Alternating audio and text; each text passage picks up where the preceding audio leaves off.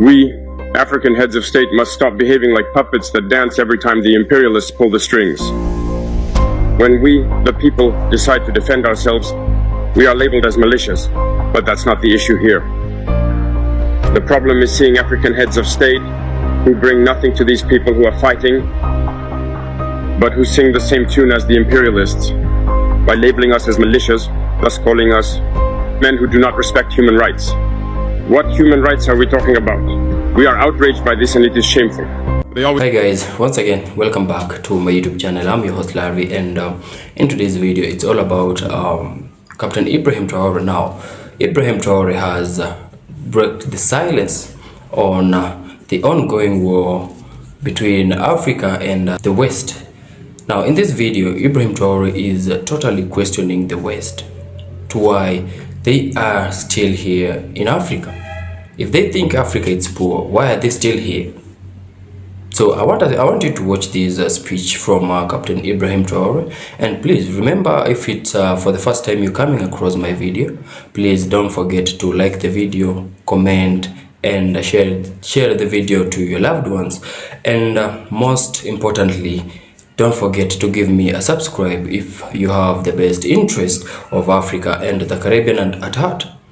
Now watch this video and then I'll be back with a few comments. They enjoy saying it every year in their economic surveys. Burkina Faso is the poorest country, Mali is the poorest country, Niger is the poorest country. We are ranked among the last. Very well, if we are as poor as they say, but when the time came to take responsibility, we asked these masters to leave. Why don't they want to leave? When we take the case of Niger, for over 40 years, some countries have been exploiting uranium to produce energy for themselves. From Ottawa to Paris, the streets are lit up. That's the light. But in Niger, it's darkness that is served to us. When you go to our states, our lands are riddled with holes, everywhere in search of precious metals like gold, but often there isn't even the slightest accessible road to reach the areas where they exploit gold, let alone some basic social services. That's why we decided to revolt and take the destiny of our countries into our own hands. There are many other examples.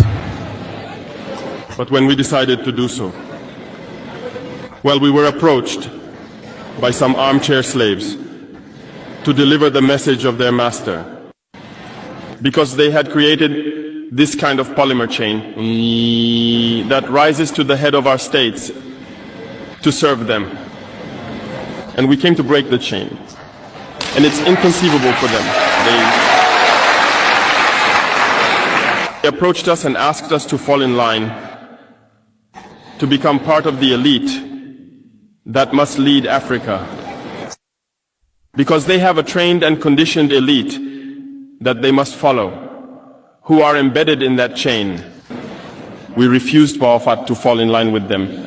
And from then on, hostilities began. They have infiltrated our areas with several mercenaries, trainers.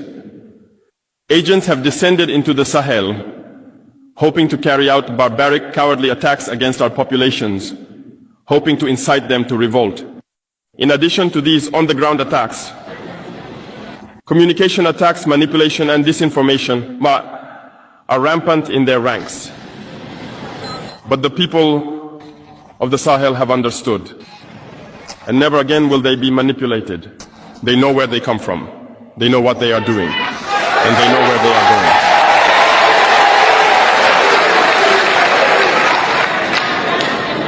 going. We will no longer allow this. People are awake and fighting today, not for ourselves, but for future generations. And thank you all for the fight that is being waged. This never makes us cry. We will not tremble. We will face it. We will fight for true independence, for our freedom. Because to scare the people of AES, these individuals only have 3 terms in their mouths: democracy, freedom, human rights.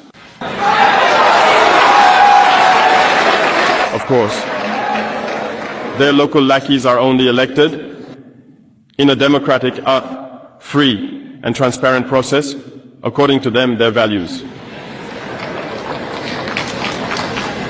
What could be more normal? That they want to impose this on us, because they are the ones who set the rules. Very well, we have decided to take responsibility for ourselves. That's why on July 26, 2023, when Niger decided to turn the page, the armchair slaves and their masters got on their high horses. They put their local lackeys forward and decided to wage a war against the Nigerian people. So we said, anyone who dares to attack Niger will face us, because we will wage a relentless war to the last drop of blood against anyone who dares to attack our state. This statement, this decision we made yesterday is relevant today and will be relevant tomorrow and forever.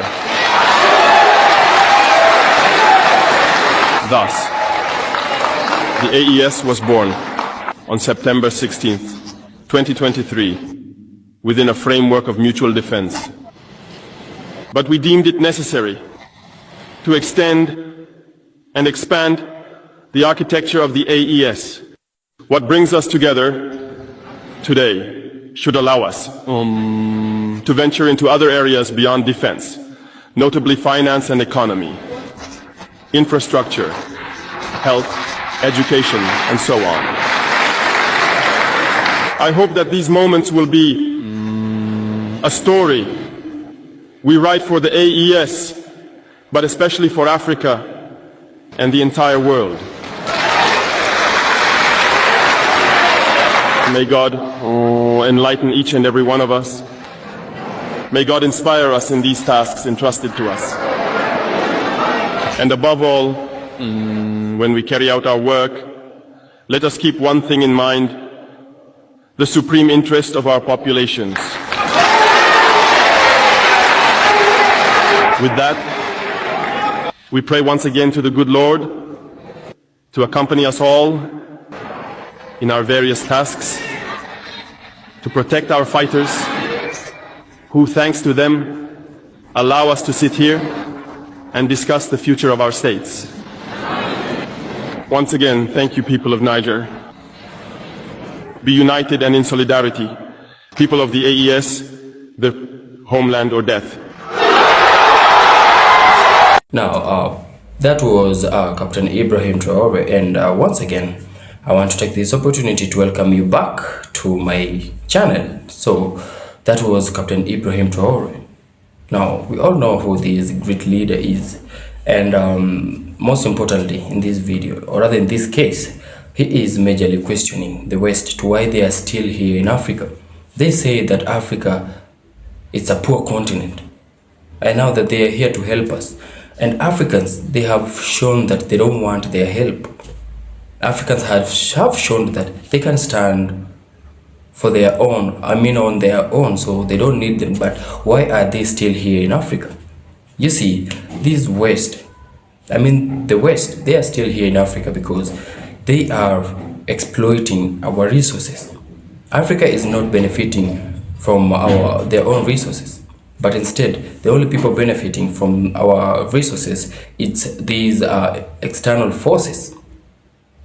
Now, recently we've seen the United States and French government launched an attack on Captain Ibrahim Traoré, and that not being enough, they used the face of a black man to tarnish the name of a great man again.